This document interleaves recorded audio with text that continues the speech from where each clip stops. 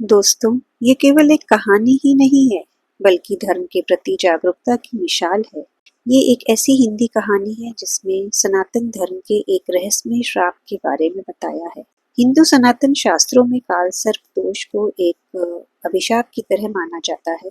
काल सर्प दोष हिंदू सनातन शास्त्र के मुताबिक व्यक्ति की कुंडली में ग्रह नक्षत्रों के योग से प्रायः कुछ न कुछ शुभ और अशुभ योगों का प्रारंभ होता रहता है। कुंडली में स्थित शुभ योग से जहाँ व्यक्ति को अच्छा फल प्राप्त होता है, वहीं अशुभ योग और दोष से जीवन में कुछ समस्याओं का सामना भी करना पड़ता है। काल सर्प दोष को शापित माना गया है।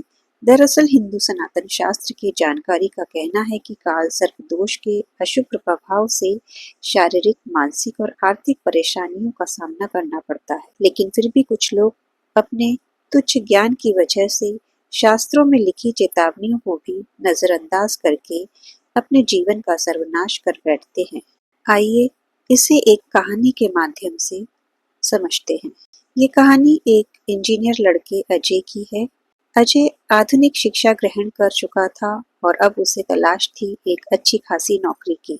अजय पढ़ाई में बहुत होनहार था, इसलिए उसे अपने ऊपर पूरा भरोसा था कि उसे एक दिन एक अच्छी नौकरी जरूर मिल जाएगी। अब परीक्षा खत्म होते ही अजय अपने पहले साक्षात्कार के लिए खूब तैयारी करता है।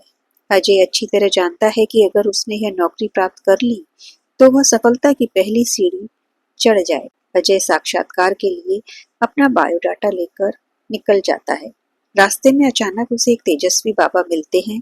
वह उसे रोक लेते हैं और अपने पास बुलाते हैं और उसके मस्तिष्क को देखकर कहते हैं, बेटा तेरा काल सर्प दोष प्रारंभ हो चुका है, सावधान रहना बेटे, और चले जाते हैं।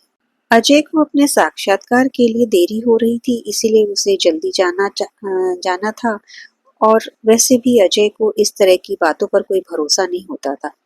अजय कंपनी के रिसेप्शन में पहुंचकर साक्षात्कार की प्रक्रिया का पता करता है।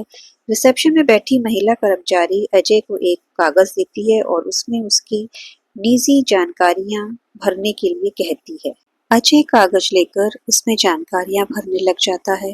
अजय के साथ साथ और भी प्रतिभागी साक्षात्कार में हिस्सा लेने आए हुए थे। कुछ ही समय में सभी अपनी अपनी जानकारियां भर के कागज रिसेप्शन में जमा कर देते हैं।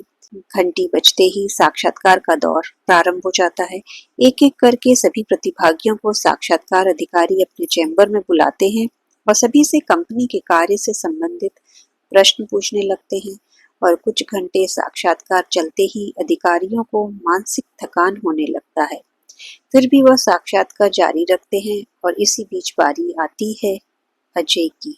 अधिकारी कई घंटों से एक ही तरह के सवाल पूछ पूछ कर थक चुके थे, इसीलिए अजय के आते ही वह अपने सवाल बदल देते हैं और अजय से उसके निजी जीवन से संबंधित कुछ तीखे सवाल करते हैं।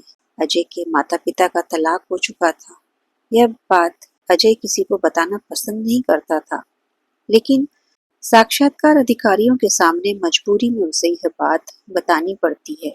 और इसी बात पर जब अधिकारी अजय को अपमानित करते हैं तो उसे गुस्सा आ जाता है और वह अधिकारियों के मुंह में अपना कागज फेंक कर साक्षात्कार चैम्बर से बाहर निकल आता है। अजय ने साक्षात्कार की बहुत तैयारियां की थी, लेकिन अधिकारियों के ऐसे रवैये से उसका मनोबल टूट जाता है और वह सोच लेता है कि अब वह किसी भी साक्षात्कार में नहीं जाएगा।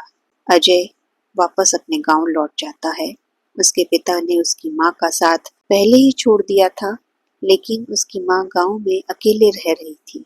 अजय गांव पहुंचता है और कुछ ही पल में उसकी माँ समझ जाती है कि उसका बेटा दुखी है।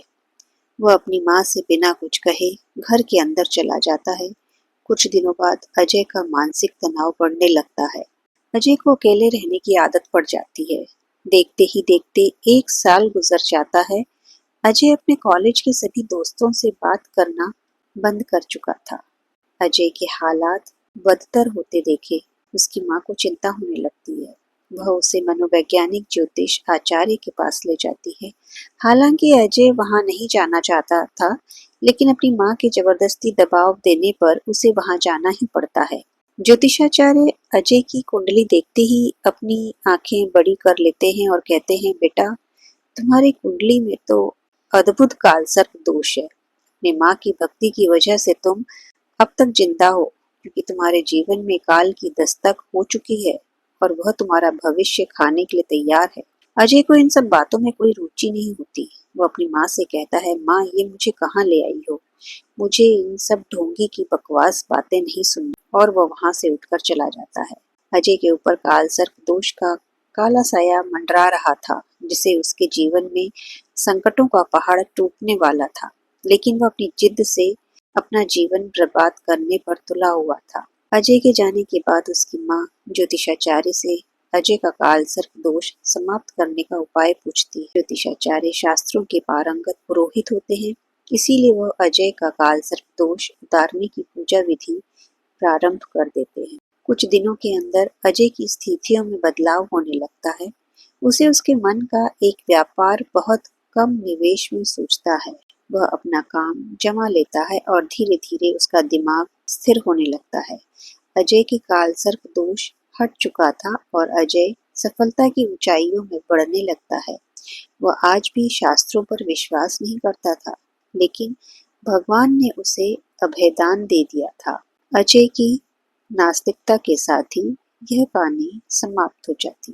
कालसर्प दोष एक ऐसा दुर्योग है जिसका नाम सुनते ही भय व चिंता व्याप्त हो जाती है। कुछ विद्वान इसे सिरे से नकार देते हैं तो कुछ इसे बहुत बड़ा चढ़ाकर प्रस्तुत करते हैं, और अगर देखा जाए तो ये दोनों ही बातें पूरी तरह से सही नहीं। कालसर्प दोष को ना तो बहुत बड़ा चढ़ाकर प्रस्तुत करना सही है और ना ही इसके अस्तित्व पर प्रश्न चिन्ह लगाना उचित है। कालसर्प दोष के संबंध में सबसे अधिक प्रामाणिक तथ्य है हिंदू संस्कृति में सर्वाधिक मान्य द्वादश ज्योतिर्लिंगों में से एक त्र्यंबकेश्वर के विद्वानों द्वारा इसे स्वीकार व मान्य करना। यदि कालसर्प दोष का कोई अस्तित्व ही नहीं होता अथवा यह योग मिथ्या प्रचार होता, तो प्राचीन और मान्य ज्योतिर्लिंग त्र्यंबकेश्वर में शांति विधान के नाम पर यह आज तक क्यों स्वीकार किया जाता है। कालसर्प दोष एक झूठे होने का आशय यह हुआ कि हमारा सर्वाधिक प्रतिष्ठित और मान्य तीर्थ स्थान के ऊपर एक प्रश्न चिन्ह लग जाता है, जो अपने व्यवसायिक लाभ के लिए कालसर्प दोष का मिथ्या प्रचार कर रहा है। दोनों में से कोई एक ही तथ्य सत्य हो सकता है। अतः कालसर्प दोष से अत्यधिक भयभीत हुए बिना और इसे अस्वीकार किए बिना इसकी विधिवत शांति करवाएं। वीडियो में पहली बार आए हैं तो चैनल को सब्सक्राइब करना ना भूलें। मैं हर दिन हर रोज आप लोगों के लिए जानकारी से भरपूर ऐसी वीडियो लेकर आती हूँ। आप वीडियो को अधिक से अधिक शेयर कीजिए, जिससे ऐसी जानकारी अन्य लोगों तक भी पहुँच सके और ऐसे नेक काम को करके आप भी पुण्य के भागीदारी में शामिल हो सकते हैं। वीडियो पसंद आए तो लाइक जरूर कीजिए। मिलते हैं फिर कल एक और नई वीडियो के साथ। हर हर महादेव।